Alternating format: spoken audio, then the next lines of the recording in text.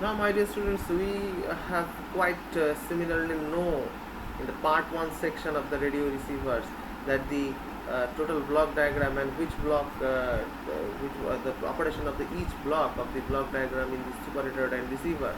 Now we are heading towards the part 2 section. In that section, there is a certain change in the circuitry, in the block diagram.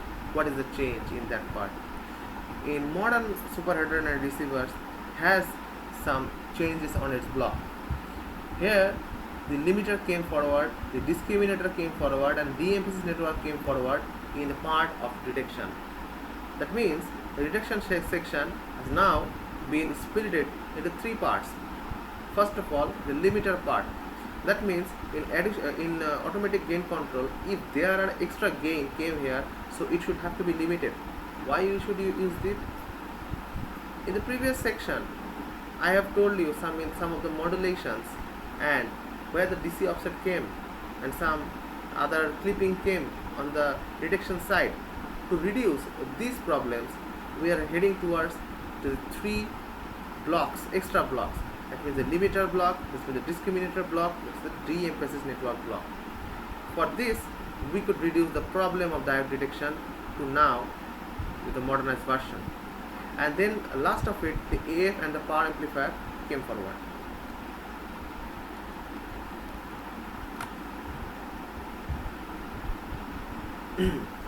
So, super and FM receivers, the basic differences are as follows. Generally much higher operating frequencies in FM, in frequency modulation. Need for limiting and de-emphasis in FM. That was an AM detector, and now we are using the FM receiver. Previously, we are doing the AM receiver sections. The diode detection is on the AM receiver side. Now we are studying the FM receiver side. So the problem in the diode detections will have to be removed and replaced by the 3 blocks in the FM receiver section. Whenever you see the blocks, if you want to discriminate the 2 blocks each other, you have to have these knowledge on the detection side. It has to be quite a greater change. Now, the need for limiting and de-emphasis in FM, totally different methods of demodulation and different methods of obtaining AGC. So these 4 things will change the AM receiver to the FM receiver. Now, first of all, the amplitude limiting, the limiter section. What the limiter section do? In order to make full use of the advantage offered by FM, a demodulator must be preceded by the amplitude limiter, on the grounds that any amplitude changes in the signal fed to the FM demodulator are spurious. What does the spurious means?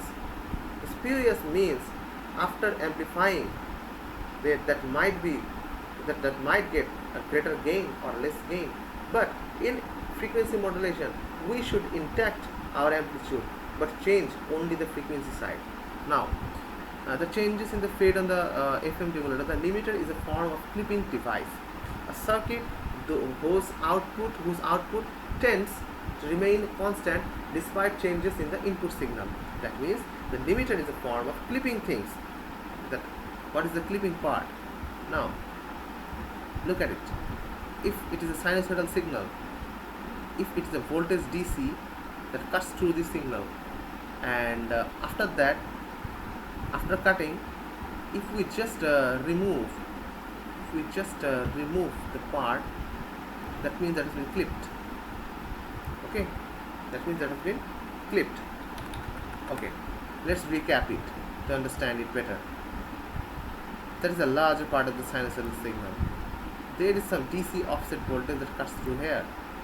After cutting through, the output voltage is just like that these parts has been removed into the output section, so we can understand that has been clipped.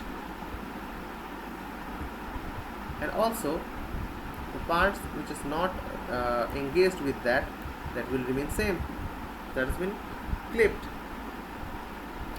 Now, that means the limiter section is a form of clipping device. That means the clipping circuitry. The clipping is now on the FET, that's the FET, has been used as a clipper circuit, and that is the amplitude limiting. That is the VCO, the controlled oscillator voltage, and that is the voltage, and that is the bias that has been given to here. After limiting it, we should get the range like that. We have a limiting range, that's a flat range. As a limiting threshold 2 to 4, we will get our desired signal on that fashion, that it cuts into that part, and this part, the limiting range, is quite a bit similar DC voltage level that maintains the same DC voltage at 5 volt level.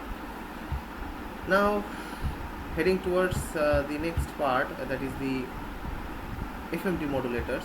The function of a frequency to amplitude changer or Fmd modulator is to change the frequency deviation to the incoming carrier into an amplitude frequency amplitude variation. The detection circuit should be insensitive to amplitude changes. After Fmd modulation, we will get this. Now, that is the slope detection circuitry. Why we will use this slope detection circuitry? As you can see that in that kind of a slope detection circuitry,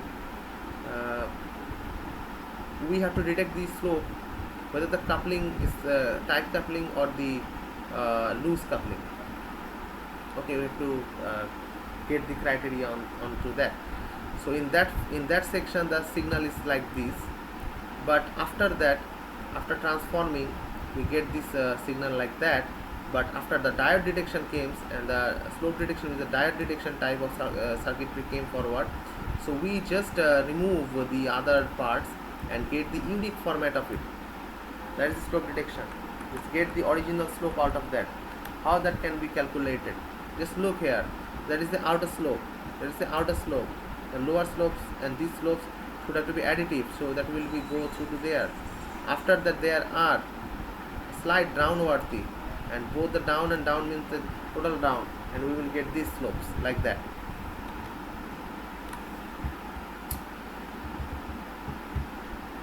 So that is slope detection again, explained again.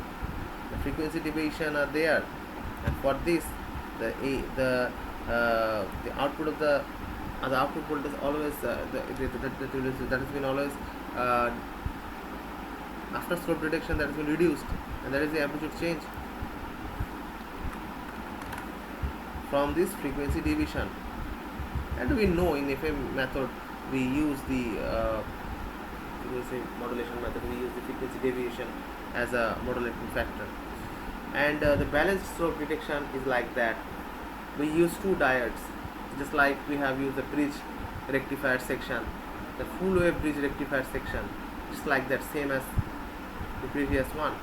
We have to get the both sides 180 degree out of phase, so the equal range will draw of the negative side to positive side. That is the balanced slope detector, it's known as the Travis detector.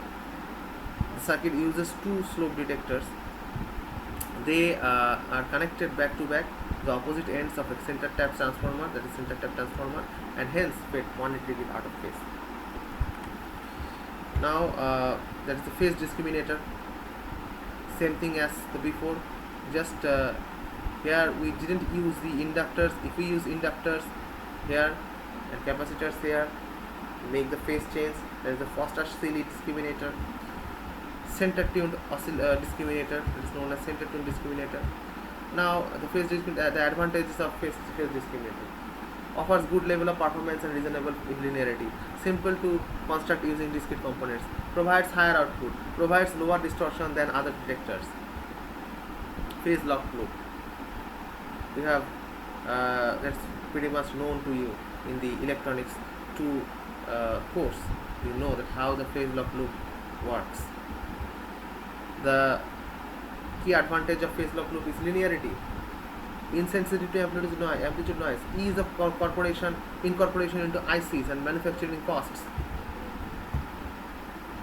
That is the de-emphasis thing.